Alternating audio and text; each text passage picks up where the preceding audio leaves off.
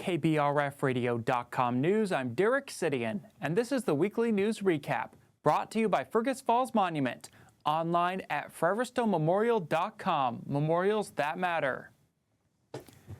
Fire departments across Otter Tail County were busy this Halloween morning with a grain dryer fire in rural Dalton and a house fire in rural Otter Tail.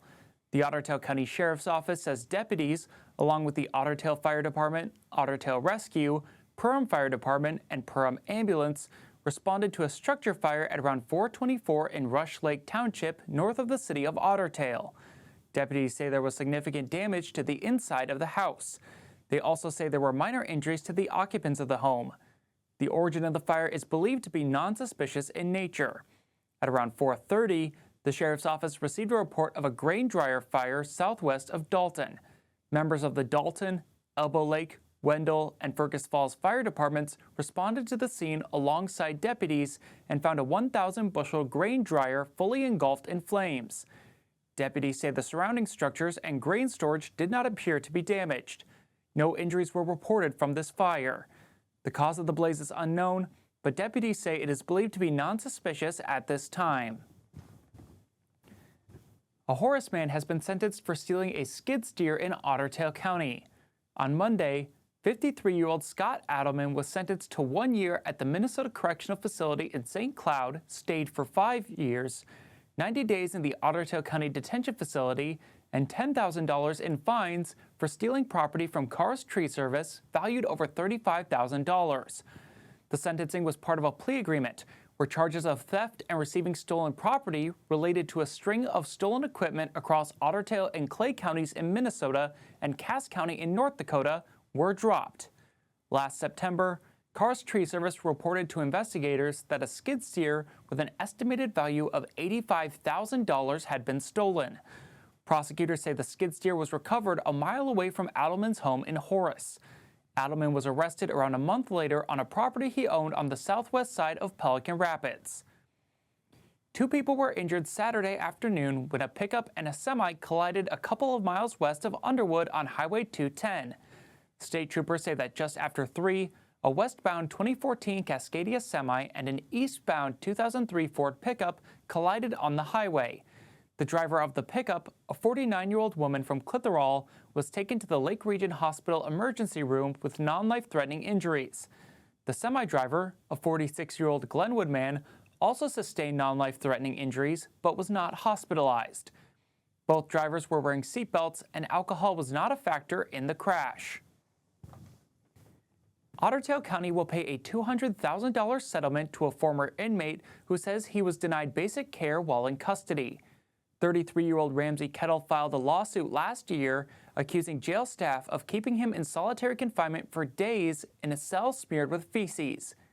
The suit claims he was denied food, water, and medical attention even as his physical and mental health deteriorated. Kettle is a resident of Otter Tail County and a tribal member of the White Earth Nation. As part of the settlement, the county has agreed to revise several policies, including a new requirement that officers report when another officer withholds food or water as a punishment. The city of Fergus Falls is launching a 4-way stop pilot project in downtown.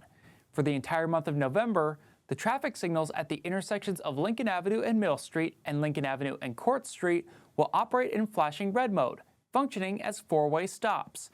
This temporary change will demonstrate how a 4-way stop pattern affects traffic, both vehicular and pedestrian, in the downtown area. Following the pilot period, the city will review feedback and performance before determining whether permanent adjustments are warranted. Otter Tail Power Company has filed a request with the Minnesota Public Utilities Commission to increase electric rates for its Minnesota customers.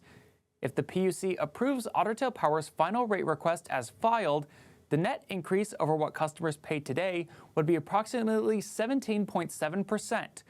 A typical residential customer's bill would increase approximately $18.14 a month, and a typical business customer's bill would increase about $73.20 a month.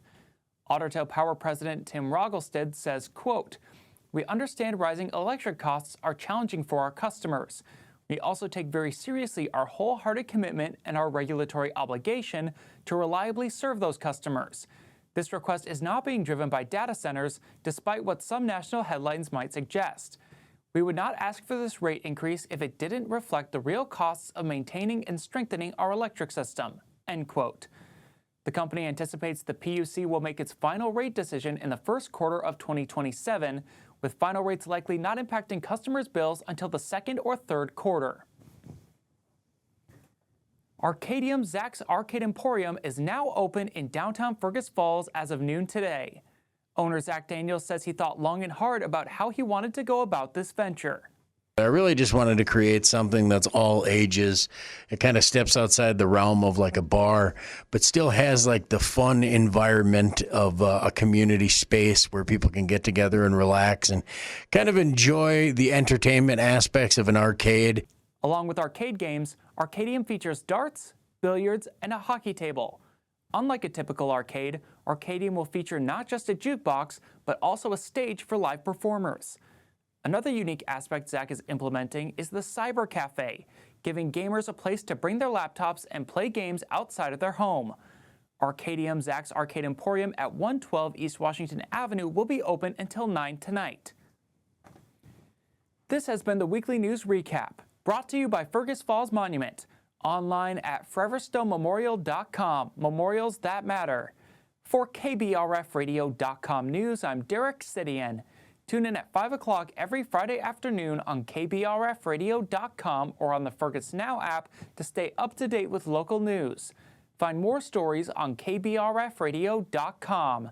Sign up for email news sent right to your inbox, delivered by Cooper's Office Supply.